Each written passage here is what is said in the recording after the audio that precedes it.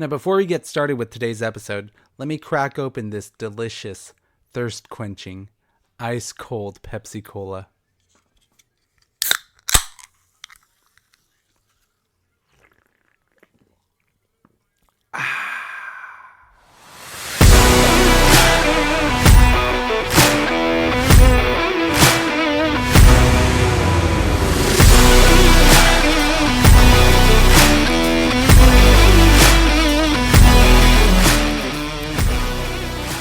Hey there, and welcome to Post Credits with Gil Garcia, where we go beyond the final scene of the worst Sony Marvel movies. And today we have one of the films of all time. On this week's edition of the show, we are doing a full deep dive into the clusterfuck that is Madame Webb. Fair warning if you're trying to avoid spoilers for this movie, I'm not going to pull any punches.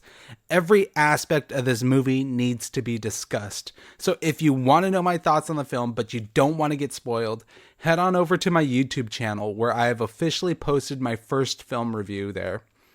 On that channel, I have a spoiler-free review. It's quick and to the point.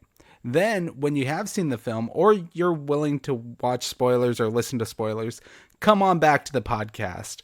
To find the video, just search for Post Credits with Gil Garcia over on YouTube.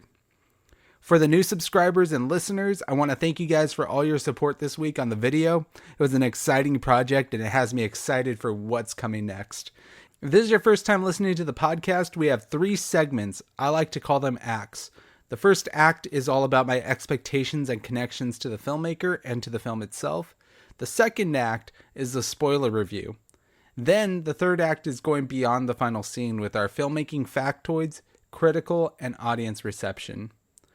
I have a lot to say about this movie and not a whole lot of time to say it, so let's get into this thing. This is Act 1, Expectations.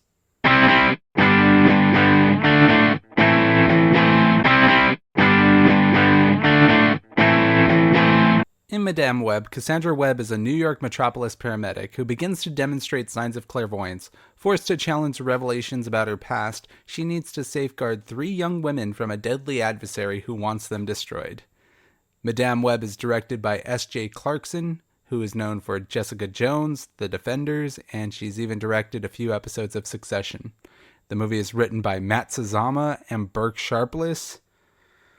Oh boy, these guys are known for writing Morbius, Gods of Egypt, and Dracula Untold. That's any indication of what we're in for. The film stars Coda Johnson as Cassie Webb, Sydney Sweeney as Julia Cornwall, not Carpenter, Isabella Merced as Anya Corazon, Celeste O'Connor as Maddie Franklin, Tahar Rahim as Ezekiel Sims, and Adam Scott as Ben Parker. Let's not beat around the bush. The writing was on the wall for this film. This movie was going to be a disaster right from its inception. Sony, in its desperation to keep the Marvel licensed, is following the same trap that 20th Century Fox was in during the mid to late 2000s. Forced to churn out the quickest, trashiest, cheapest comic book movies they can, Sony has now produced 4 films in this Spider-Man parallel universe to prevent the rights from going back to Kevin Feige and Disney. These 4 films include Venom, Morbius, Venom Let There Be Carnage, and now Madame Webb, and soon to be Kraven the Hunter.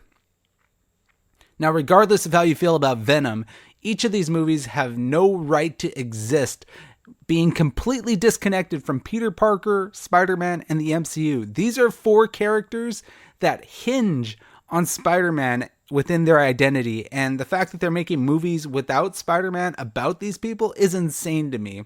And with Morbius, Sony hit a new low bar for mid-budget superhero films. From being memed on to releasing the film twice theatrically, then bombing twice theatrically because the internet gaslighted the studio executives. It feels like the entire creative force behind these movies are so out of touch with modern trends and social discourse.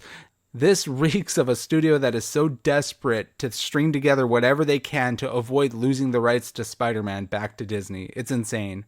These movies all harken back to a time period of comic book filmmaking from the 2000s when these kind of movies were greenlit all over the place. However, instead of producing the next X-Men from 2000 or Tobey Maguire's Spider-Man, we're getting the kinds of movies like Ben Affleck's Daredevil, Halle Berry's Catwoman, and the Fantastic Four movies. It's really bizarre to think how superhero films started off with garbage like this, ascended to the incredible heights of Avengers Endgame, then came crashing back down to the likes of Morbius and Madame Web. Now, this may be an indicator of a bigger issue going on with the genre. Studios like Disney, Sony, and even Warner Brothers are having to reach deep within their catalog of comic book properties in hopes of finding the next big hit, the next big IP, Iron Man, if you will. But the issue is characters like Madame Web, Michael Morbius, Kraven the Hunter, Moon Knight, and Echo, they don't fit the bill of the kinds of characters to launch a big tentpole franchise. And then you compound that with the diversification of filmmakers that are now being hired to helm these pictures. Now, in full disclosure, I'm all for the diversification of Hollywood filmmakers. I worked in television before, and I found out firsthand how out of control nepotism is with the industry. Now, to see fresh new writers, directors, actors, and special effects teams get an opportunity to create these big projects, it's actually really encouraging to me. But, and this is a big but, the talent has to be there. I look at a film like The Marvels, which was directed by Nia DaCosta, whose only directorial film credit was Candyman, and then I think to myself, well, couldn't they find a person who has actually directed an action film? How does a horror movie kind of relate into launching a superhero movie of this caliber? And no offense to Nia, but The Marvels was an important film for Marvel. It wasn't just a Disney Plus series. This movie had the unfortunate job of reclaiming audience interest in the MCU following Ant-Man and the Wasp: Quantumania's bomb. And it failed spectacularly on a financial and creative level. It even won my Gilly Award for the floppy, which means it lost the most money at the box office in 2023. With interest in movie theaters dwindling, folks will now only see movies in theaters if they know it will be good. They won't be spending $50 or more on a night out watching a mid-tier superhero movie that feels like it's written and created by disgruntled college graduates. People are much more selective about what they're going to watch in the theaters. So when the first trailers and images for Madame Web released, the internet got a whiff of the shitstorm that was coming to them. And I think the critical moment in this film's marketing came from the moment where Dakota Johnson says in the trailer, "He was in the Amazon with my mom when she was researching spiders just before she died."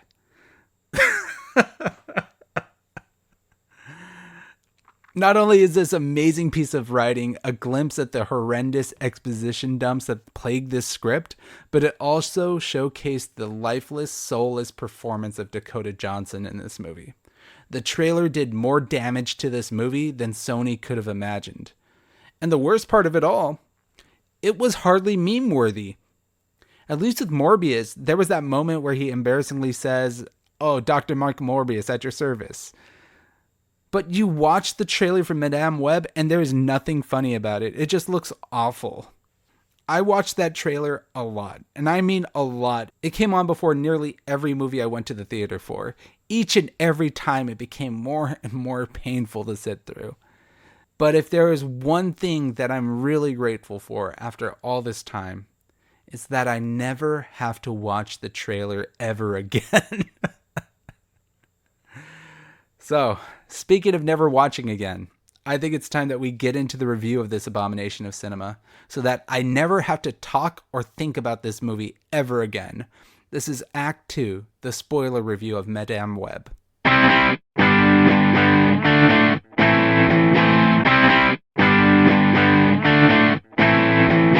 This is your final warning. From this point on, we are discussing every spoiler with Madame Web until the end of the episode. If you're looking to spend 2 hours on a mindless, bore-fest, dumb fuck of a movie, boy's Madame Web the film for you. This movie fails in nearly every facet of creative filmmaking. It's an uninspired slog, an exercise of ineptitude, a perplexing showcase of popular people with amateur talent. This movie not only sets back comic book films for 20 years, but it is a complete degradation of modern movie making.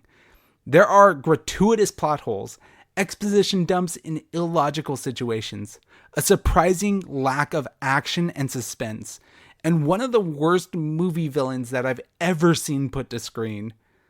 Now, we get things kicked off on the wrong foot right away when Cassie Webb's mother is infamously studying spiders in the Amazon. Here, she is searching for a miraculous spider that has spawned an entire village of spider people, called the Aranyas.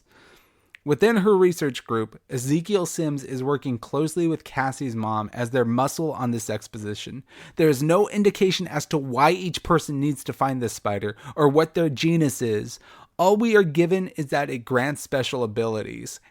After Cassie's mom finds the spider, surprise, surprise, Ezekiel backstabs the team, killing every one of their companions, including shooting Cassie's pregnant mother.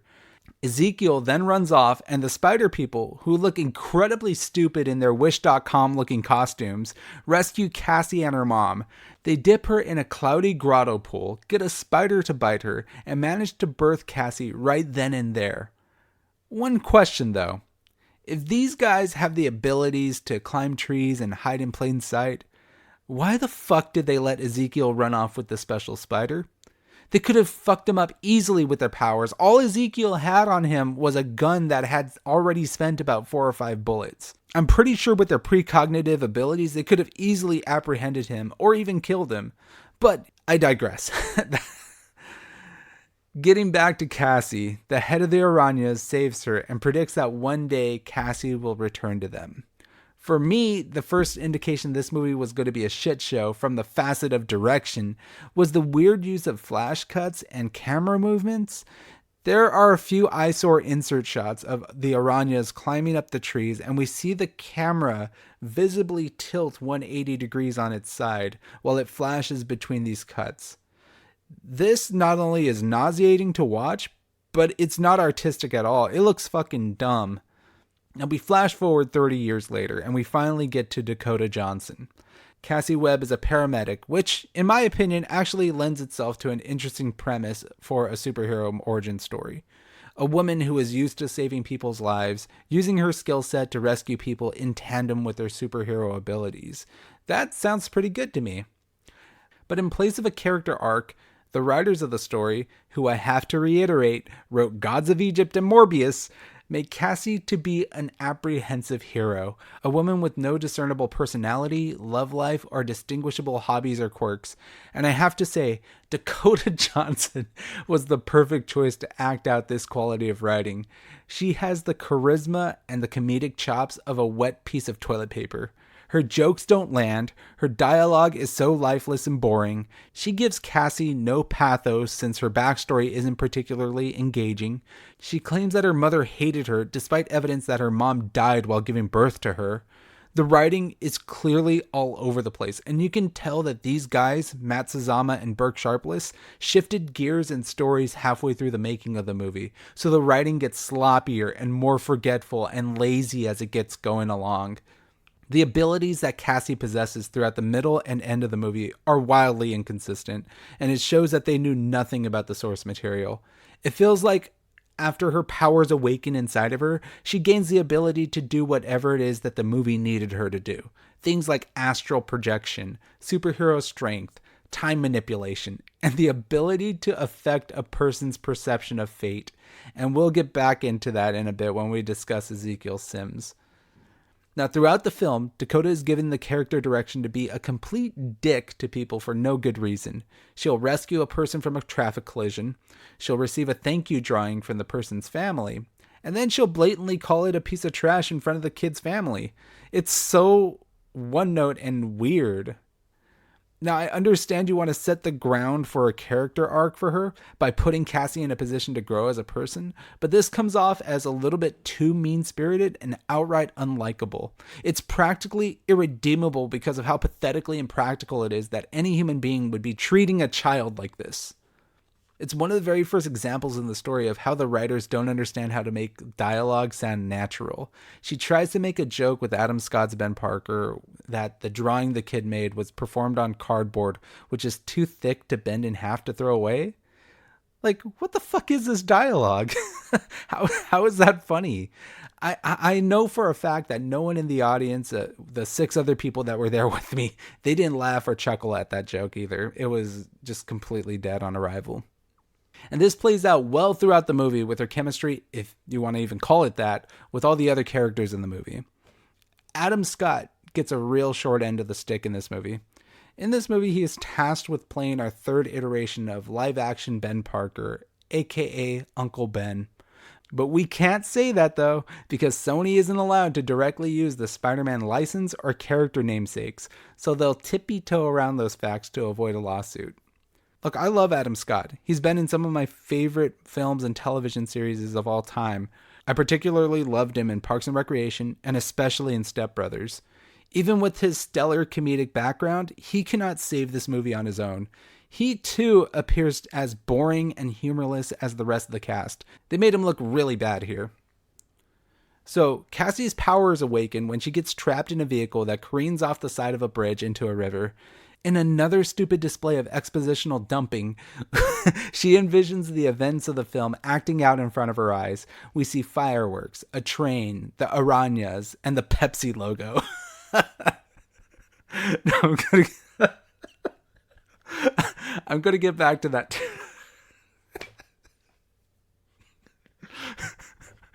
Okay. Oh, sorry. We'll be getting back to, we'll be getting back to the Pepsi logo. I have a lot to say about Pepsi in this movie. Oh, okay. The CGI in this movie is incredibly cheap looking, even for the 5 or 6 times that we see it used in this movie. And even though it was made for $80 million compared to the Marvel's $350 million budget, but that's no excuse why the special effects look like something out of the Corridor Crew on YouTube. And no offense to them. In fact, I think their work even looks better than this crap. But there's a huge glaring issue with clairvoyance in movies. The ability to see the future as a movie technique and a plot device can only become incredibly annoying. It's why films like Next or Looper only used it sparingly. Audiences can become confused, frustrated, and nauseated by the way a movie will show one event, reverse it, then play the scene all over again. And this movie makes the mistake of taking that horrible trope and overusing it. Each scene of action, if you even want to call it that, makes the mistake of reversing the action multiple times and replaying everything from the beginning all over again multiple times. There are several points in this movie where Cassie will see an action play out. It's shown in quick, violent, aggravating cuts.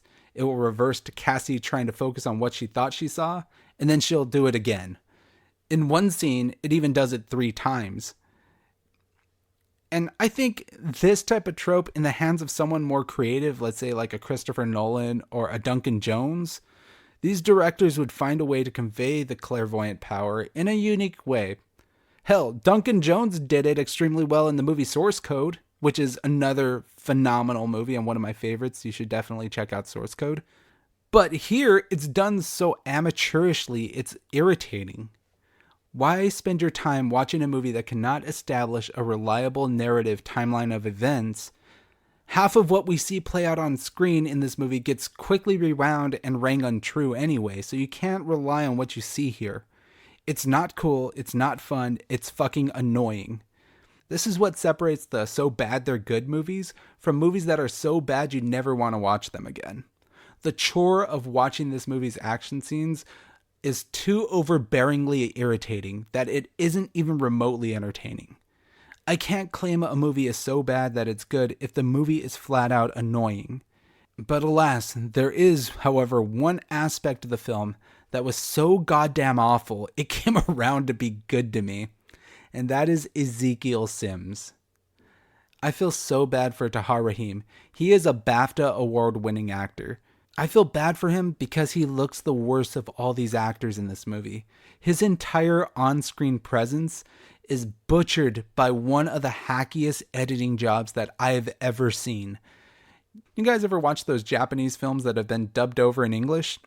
In those movies, the actors move their mouths with Japanese language, but the words that you hear are in English, so their words don't match their mouths. Nearly every single line of dialogue coming out of Tahar Rahim in this movie is dubbed over. I don't know what the fuck was going on here. Tahar can clearly speak English, so why did they cover up his diegetic language with dialogue that sounded like it was recorded in a closet? At first, it became really jarring. Then, it becomes insanely distracting. Until finally, it became so hilarious I laughed every time he came on screen. At a certain point, I even began wanting to see him come on screen. Laughing at his appearances was the only spark of joy I felt while watching this movie. Oh, but the hilarity doesn't just end there. The plot of this film, the inciting incident if it were, comes from a scene at the beginning of the movie, which you've seen in the trailer, where the three Spider Women beat the shit out of him. This occurs in a dream sequence where Ezekiel envisions the future where the three Spider Women, with no rhyme or reason at all, break into his New York apartment, beat the shit out of him, then throw him out of the window to his death. The Spider Women don't infiltrate him because he has some evil secrets. They don't go after him for some revenge. They just break in and kill him unprovoked. And that's the only motivation or backstory that this character ever receives. That's it. That's as deep as it gets. He only exists in this movie because he wants to kill the women that killed him in his dreams.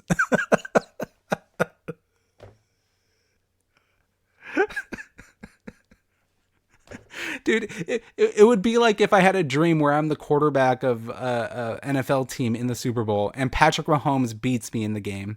Then when I wake up, I decide I want to travel to Kansas City and kill Patrick Mahomes because he beat me in my dream. It's so freaking stupid, dude. Now, to add on top of all the garbage going on with his motivations, let's talk about his powers and personality. This guy's only discernible traits are that he walks around in expensive suits, barefooted at that, and he can seduce any woman he wants. In fact, the one woman that we see him seduce in this film happens to be some kind of CIA executive that happens to have a secret password to a government program on a laptop that allows him to control every fucking security camera in the world and can control every street light. It's a plot contrivance that allows him to locate the Spider Women without actually getting to know them. It's so fucking lazy. He quite literally controls the entire grid of New York because of a one-night stand. And in this shit show of a scene, we get our first peek at his superpower, which is to climb up on the walls and poison people that he touches. That's it. He doesn't swing, he doesn't fight particularly well, he just touches people and kills them. Ezekiel Sims is quite frankly the worst Spider-Man that we've ever seen put to screen. But oh wait, I shouldn't say that because they cannot use the word Spider-Man in this movie. He's the Temu spider, the Payless spider, the Wish.com wall crawler, the AliExpress arachnid. Those are just a few nicknames. You're welcome to take them if you want, Sony. We now need to address the elephant in the room, the Spider Women. Now, you're likely interested in this movie because of Sydney Sweeney and her two companions. But then there's also two other girls with her.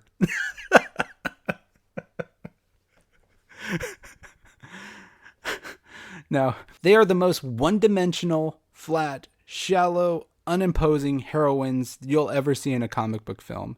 Sydney's Julia is an introverted nerd who has issues with her dad and stepmom. She doesn't really speak her mind on things, and she keeps to herself majority of the time. Celeste O'Connor's Maddie is a delinquent. She skateboards and flips off ambulances, and she has an edge to her, and she gives Cassie attitude for every decision she makes in the group. And then there's Isabella Merced's Anya, who's an illegal immigrant who is illegal. That's it. I honestly can't remember a damn thing about her in this movie. She's that forgettable. So if you came into this movie looking forward to seeing how these women connect to the Tom Holland Spider-Verse, how they got their powers, or how they all came together in a badass team up, I have to tell you that you are shit out of luck. That one scene where they break in and kill Ezekiel in his dream, that's all you'll get out of these women. There is no expansion on their backstories, no expansion on how they got their superpowers, and in fact, I don't believe they finished the movie with superpowers at all.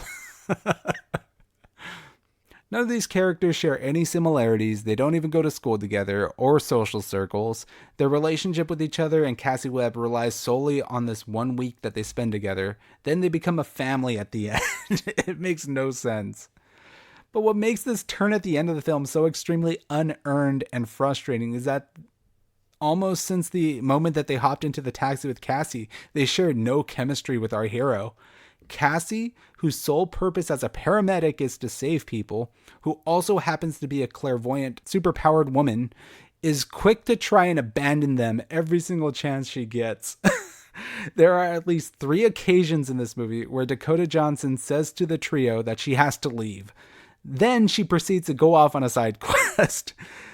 The first time she does this, she leaves them in the woods for 3 hours, where they leave a fire burning.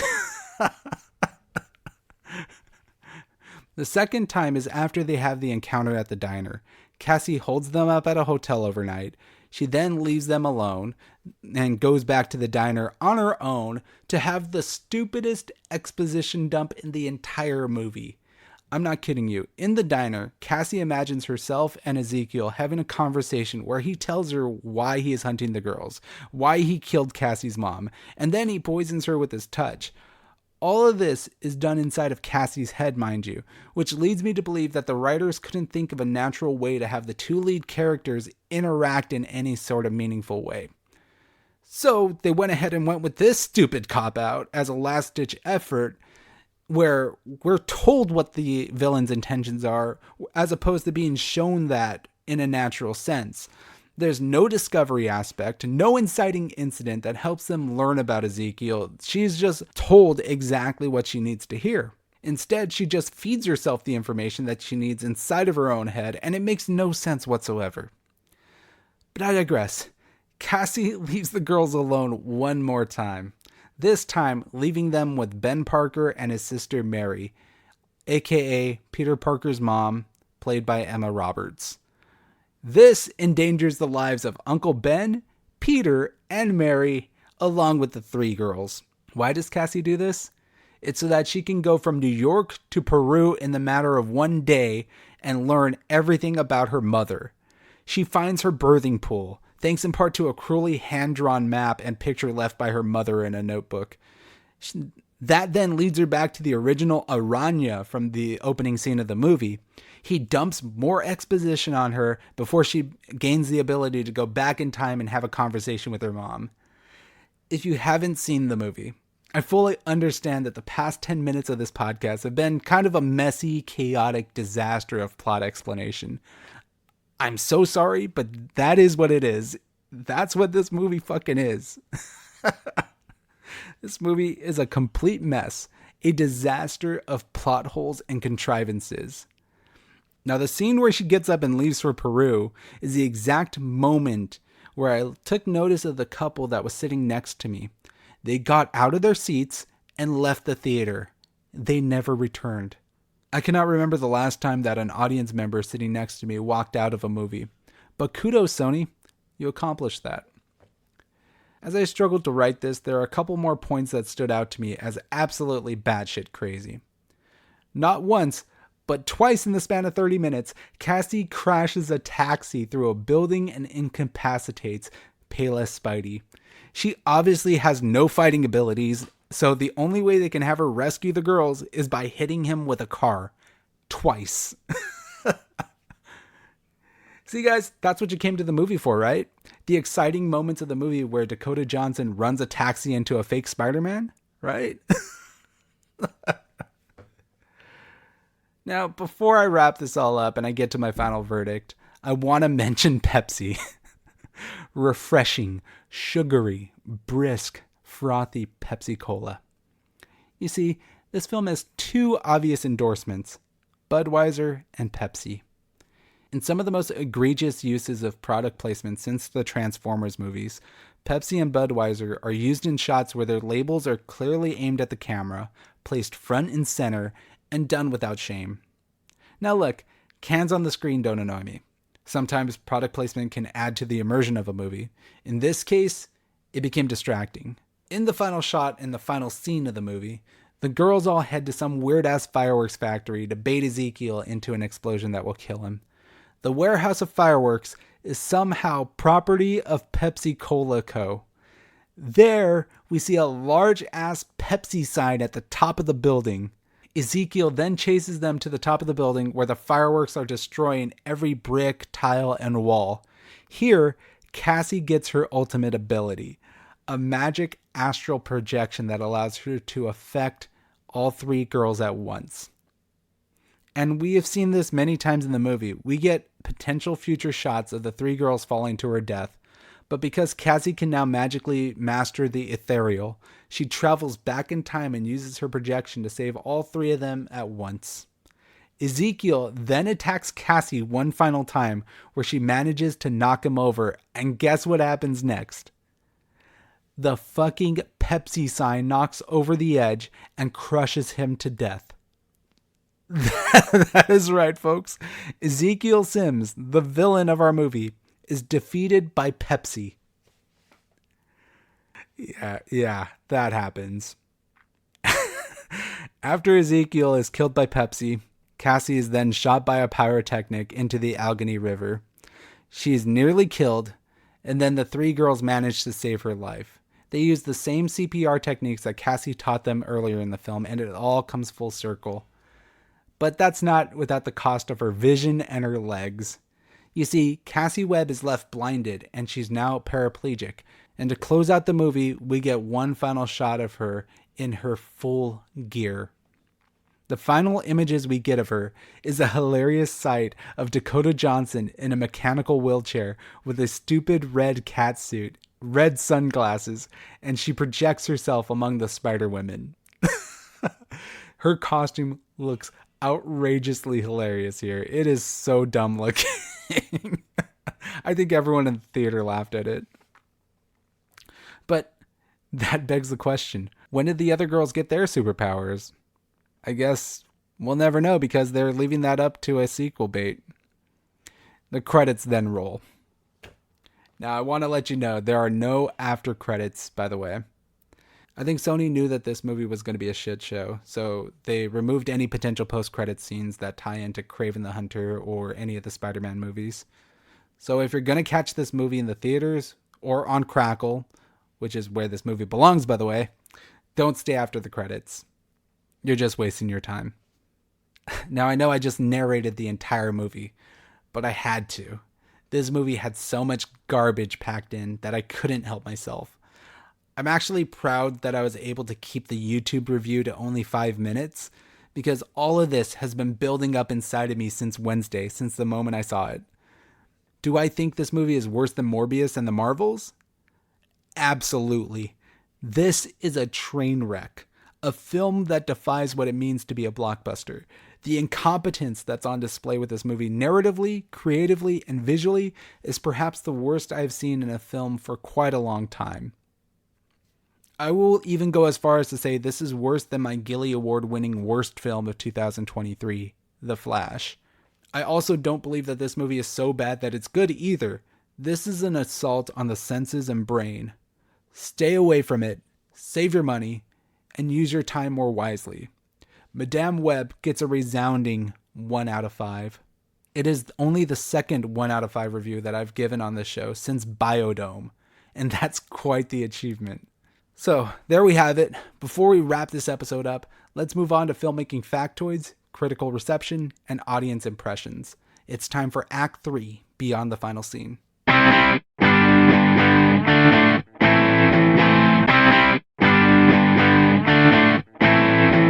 So to no one's surprise, Madame Webb is rated rotten from audiences and critics equally. This is a movie made for no one.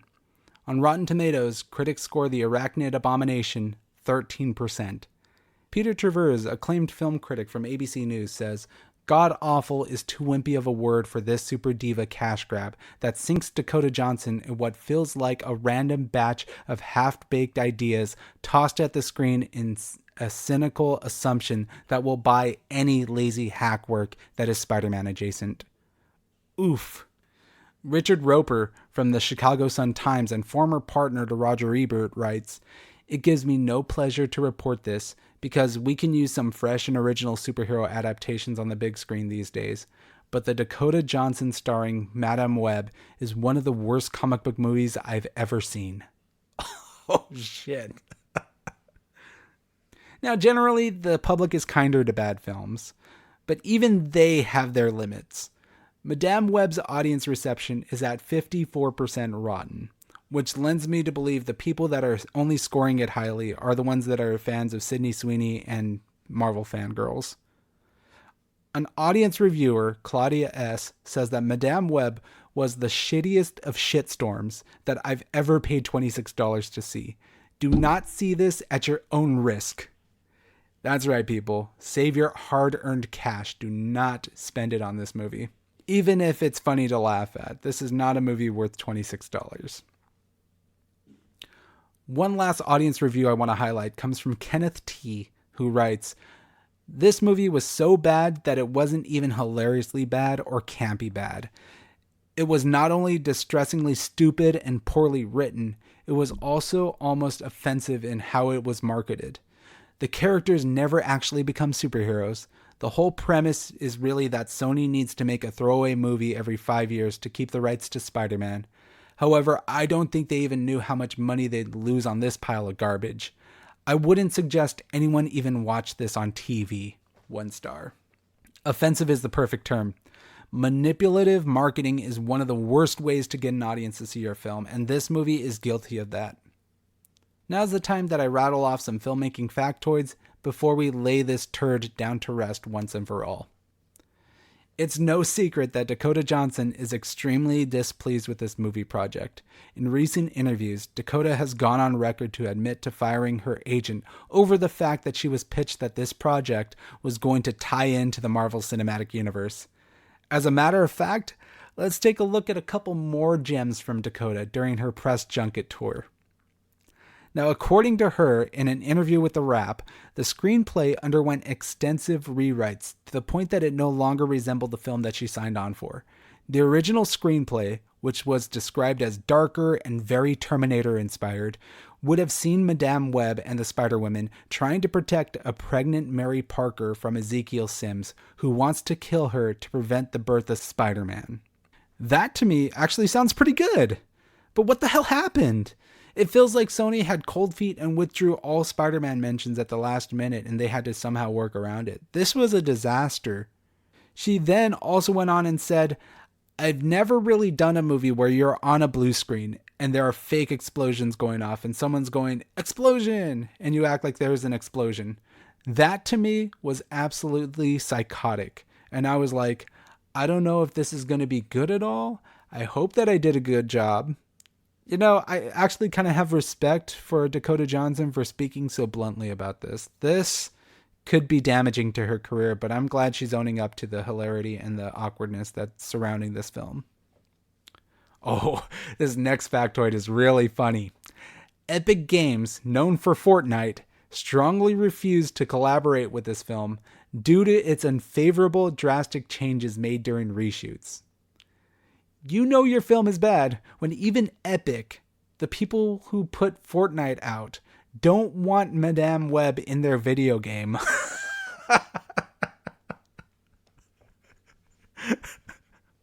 And as if the quality of the film isn't bad enough, the movie's runtime is insulting to boot.